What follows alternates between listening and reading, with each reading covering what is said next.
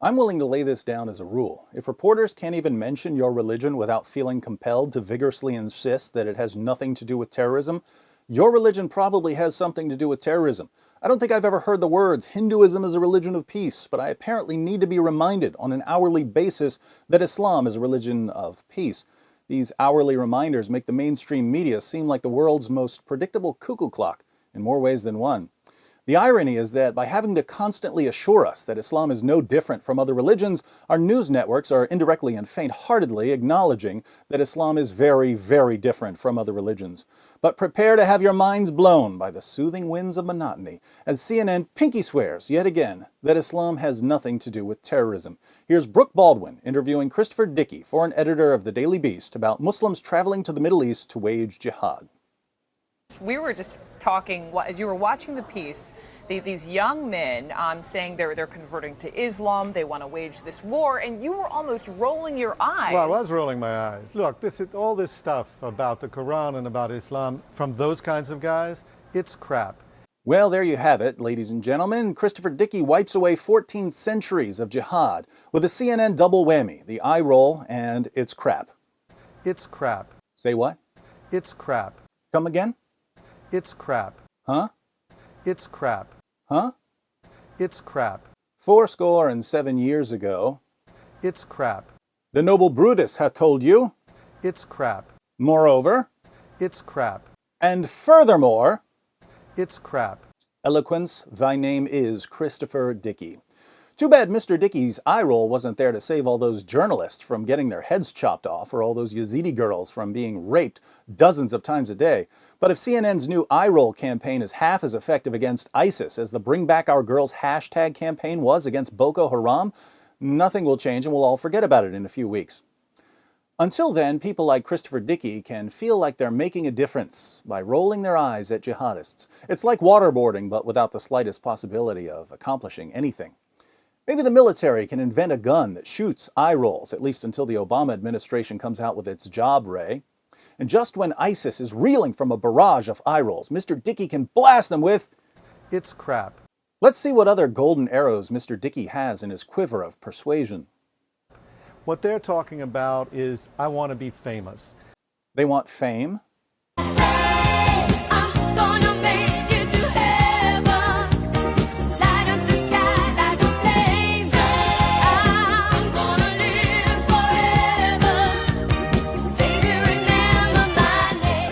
Now I get it. These young guys turn to jihad in order to get their pictures on the Daily Beast and CNN. So the real cause of jihad, according to the Daily Beast and CNN, is the Daily Beast and CNN giving jihadists the fame they crave. I'm not quite sure how to criticize a guy who throws himself under the bus, but I'll start with this. While you can get famous by becoming a suicide bomber, you won't be able to enjoy it very much. So why not just sign up for American Idol or make a video of yourself eating Mentos and chugging a bottle of Diet Coke, or deny reality so often that you get a job as a CNN anchor or as foreign editor of the Daily Beast. You don't need to wage jihad to become famous. And even if you decide to seek fame by killing people, you don't need to join a terrorist group. You can just start shooting people. You'll get famous. So why jihad? Apart from that, aren't there people in all religions who want to be famous? Why is there only one religion where the preferred method of winning fame is blowing yourself up or chopping off heads? If it has nothing to do with religion, why is it far more common among adherents of this one religion? Back to Mr. Dickey for the answer. Almost all terrorists, in fact, share certain things in common, and Islam is not one of the things they share. It was true of some in the Irish Republican Army, it's been true in Central America, it's been true in lots of places. If you're ever listening to someone like Mr. Dickey and you think there might be something wrong with his reasoning, but you're not quite sure what's wrong with it, a good way to know if there's a problem is to repeat the reasoning, keeping the same structure, but replacing the ingredients with other ingredients. So Mr. Dickey's claim is, terrorism can't have anything to do with Islam because not all terrorists are Muslims. Keep the structure, change the ingredients. Nazis killing Jews can't have anything to do with Nazi ideology because other people have killed Jews too. Car accidents can't have anything to do with drunk driving because car accidents can be caused by other things too. Lung cancer can't have anything to do with smoking because other things can lead to lung cancer. My hand can't have anything to do with this pencil moving because other things can move pencils. See a problem?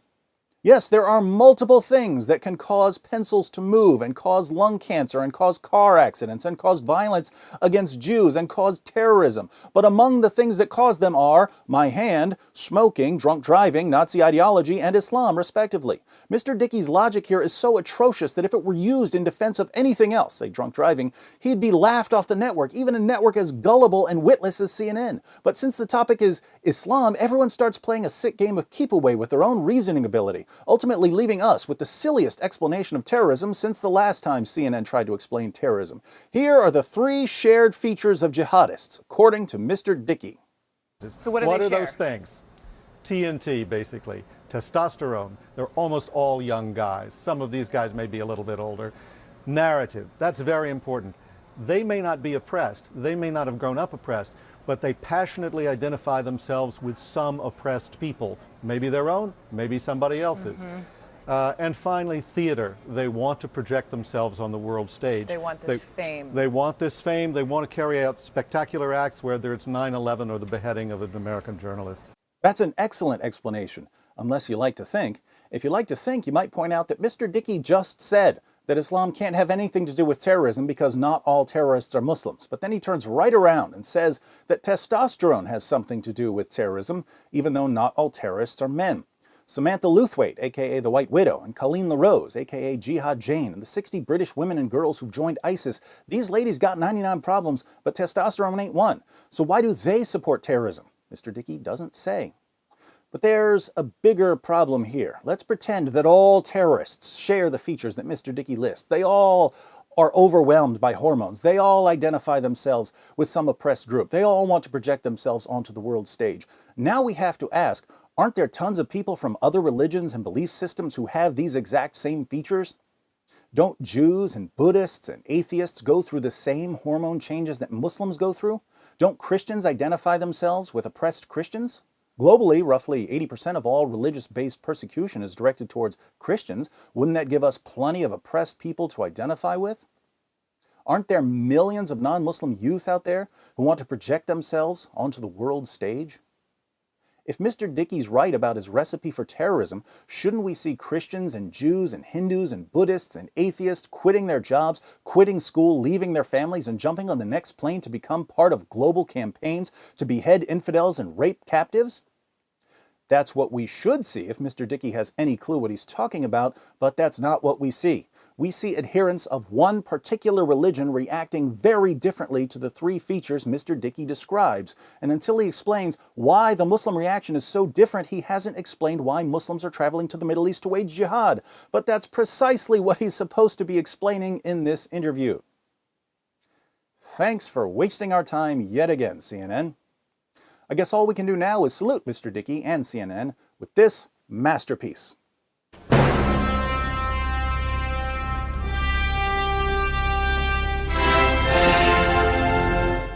For those of you who, unlike CNN or the Daily Beast, want to understand why Muslims are joining ISIS, it's actually incredibly simple. Just click on this short video, which breaks everything down with mathematical precision. If you don't agree that I can explain in 5 minutes what politicians and the media haven't been able to grasp their entire careers, feel free to tell me in the comments section that It's crap.